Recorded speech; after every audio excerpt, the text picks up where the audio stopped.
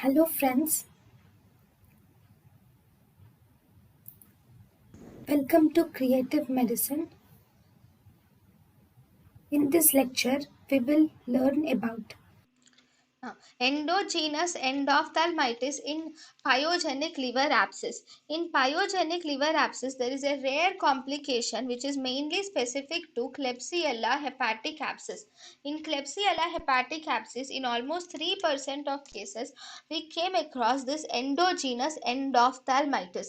It is more commonly seen in patients with diabetes mellitus, more commonly. And here in endogenous endophthalmitis, actually early diagnosis and treatment will have better uh, will preserve the visual function. So if you do an early diagnosis of the condition and if you do treatment of the condition by antibiotics, then it will preserve the visual function. thank you and thank you for watching.